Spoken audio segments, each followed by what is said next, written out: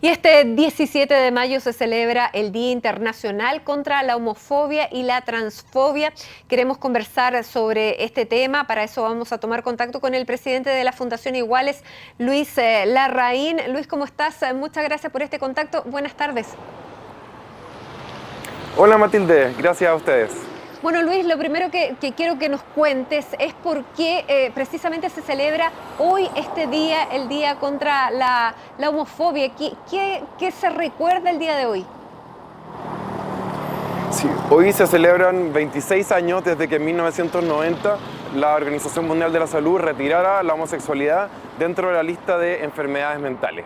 Es un hito importantísimo y por eso que se ha elegido ese día como el Día contra la Homofobia y Transfobia, a pesar de que la transexualidad todavía no está completamente retirada de esa categoría. Ahora tenemos una ley Zamudio que está luchando desde hace un par de años contra la discriminación. ¿Cómo ves tú que ha avanzado el tema de la homofobia, de la disminución de la homofobia?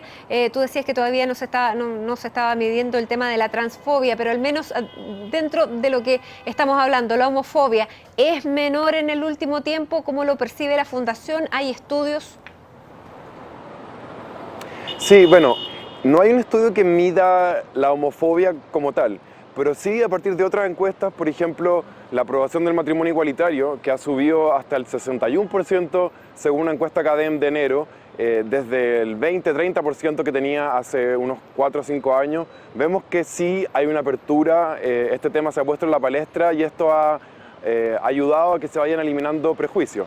Ahora tú mencionabas la ley antidiscriminación y efectivamente es una herramienta importante que es simbólica, políticamente muy relevante, pero que la verdad muchas veces se queda en las buenas intenciones, porque además de crear una acción judicial, solamente establece de forma muy vaga que los órganos del Estado deben promover políticas en contra de la discriminación, pero no le otorga presupuesto, no dice quién se hace cargo, quién fiscaliza. Entonces, una de las grandes demandas, y que está en el programa de gobierno de la presidenta Bachelet, y que también lo anunció el ministro Díaz en la cuenta pública del CGCOP, es un proyecto de ley que modifique la ley antidiscriminación para crear una institucionalidad que se haga cargo de no solamente castigar la discriminación, sino que también prevenirla, que debería ser lo más importante. ¿Cuántas personas, si se puede contar en un número o en cuántos casos ha sido aplicada la ley Zamudio, como la conocemos más comúnmente?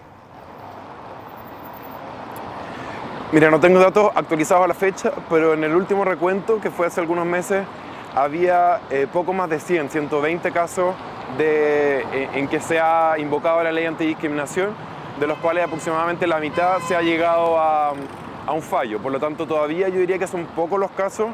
Yo diría que este último tiempo hemos visto un aumento de los casos de denuncia por ley antidiscriminación. Lo vimos con el caso de Nacho Gutiérrez, por ejemplo. Pero yo diría que todavía mucha gente no sabe cómo funciona la ley, no saben cómo se presentan las acciones. Muchos abogados también tienen que acostumbrarse a este tipo de demandas. Y yo creo que eso ha influido. Ahora esperemos que, además de mejorarse la institucionalidad, que es lo que te mencionaba en la ley, también se mejore el procedimiento, porque la carga de la prueba hoy día está completamente en la víctima, que por ejemplo se ha sido despedida por ser gay o lesbiana de su trabajo. Luis, queríamos seguir conversando contigo, estábamos hablando sobre el proyecto, tú lo mencionabas, del matrimonio igualitario. Una vez que ya se aprobó el tema de el pacto de unión civil, estaba en proceso y es materia de un proyecto de ley, precisamente el matrimonio igualitario. ¿En qué pie y en qué estado de redacción está ese proyecto? A ver, nosotros entregamos una propuesta de proyecto de ley a la presidenta Bachelet hace un mes, que preparamos con la Facultad de Derecho de la Universidad de Chile. Así que en cuanto al fondo, yo diría que nosotros les entregamos un trabajo bastante avanzado.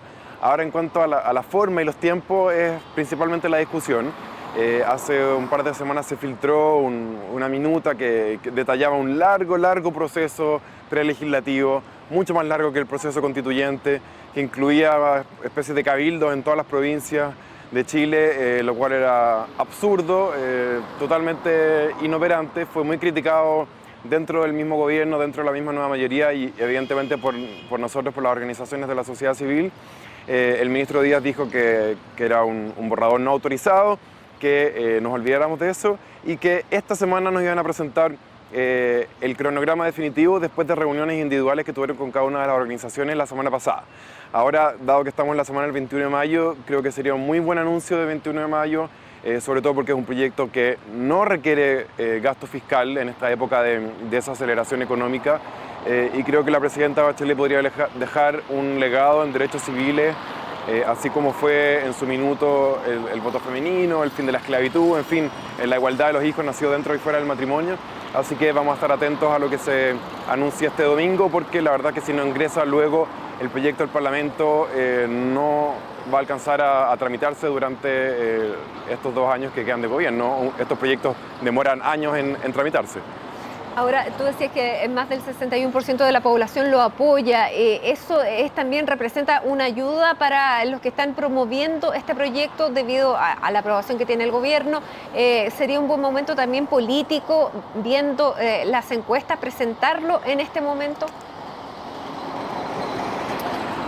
Absolutamente. De hecho, en una encuesta CEP, después de la aprobación de la Unión Civil hace un año, se mostraba que entre la reforma educacional, tributaria y la Unión Civil, era la Unión Civil la que tenía mayor aprobación y menor rechazo. Estas son iniciativas que son avances de derecho, no representan ningún retroceso de derecho para nadie, no es como la reforma educacional, la reforma tributaria, que más allá de apoyarla, siempre hay ganadores y perdedores, en cambio acá solamente hay ganadores, nadie pierde, por lo tanto creo que efectivamente es un muy buen momento. Nosotros los defensores de derechos humanos siempre decimos que los derechos humanos no deberían depender de las encuestas. Por ejemplo, si la mayoría quiere aprobar o reinstaurar la pena de muerte, nosotros estamos totalmente en contra. Sin embargo, políticamente nunca se puede negar la influencia que tiene la opinión pública en los tomadores de decisión, sobre todo en momentos de baja popularidad como este. Ahora, Luis, llevándote a otro tema y como representación de cómo ha cambiado el tema de la homosexualidad en la sociedad, ¿qué te parece y cómo calificas, cómo valoras que tú aparezcas dentro de los líderes mejor evaluados en una última encuesta que está difundiendo el diario La Segunda? Que tu figura sea una de las figuras mejor evaluadas. Bueno, obviamente un motivo de mucho orgullo y satisfacción. Además, quiero destacar que está el nombre de Karen Atala dentro de las 10 personas más valoradas del mundo de las organizaciones sociales, que también es parte del directorio de nuestra organización. Y eso demuestra que la sociedad se da cuenta de que la diversidad sexual, las demandas de la diversidad sexual son demandas de toda justicia, que no son demandas de un nicho, sino que son demandas de igualdad, que todas las personas deberían estar de acuerdo si creen en la igualdad de derechos más allá de su propia orientación sexual o identidad de género.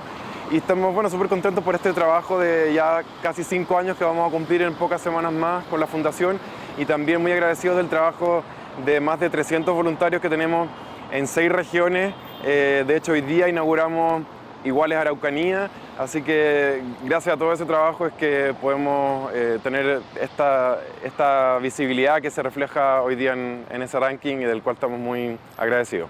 Luis, la última pregunta. Ustedes hoy día tuvieron una experiencia en la estación Baquedano del metro en que instalaron el closet de la diversidad. ¿En qué consistió esa experiencia y con qué se encontraron?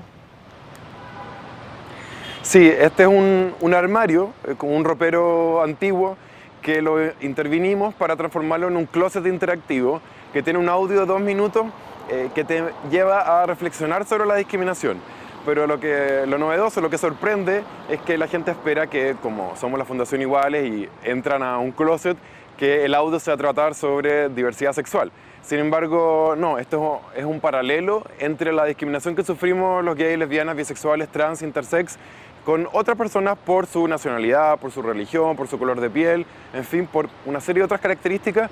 Y esto es un ejercicio de empatía muy bueno porque al final la gente se da cuenta de que no tiene mucha lógica discriminar por una razón y no por otra. No tiene mucha lógica quejarse por ser discriminado por apariencia física, por nivel socioeconómico, en fin, religión, pero justificar la discriminación por orientación sexual o identidad de género. Y esto causó bastante buena impresión en el metro esta mañana. Mucha gente no sabía, la verdad, que hoy día era el día contra la homofobia y transfobia, así que creo que hay un gran trabajo de educación en que hacer ahí, porque es un día que no es muy conocido masivamente, pero bueno, gracias a contactos como esto y también la incorporación de, por ejemplo, el Ministerio de Educación, que ha estado también difundiendo este tema, creo que lentamente va a ir siendo más conocido por todos los chilenos para que podamos tomarle el peso a la violenta discriminación que sufren muchos miembros de nuestra comunidad. Muy bien. Luis Larraín, presidente de la Fundación Iguales, muchísimas gracias por estar con nosotros a esta hora aquí en CNN Chile. Que estés muy bien. Gracias a ustedes, Matilde. Chao.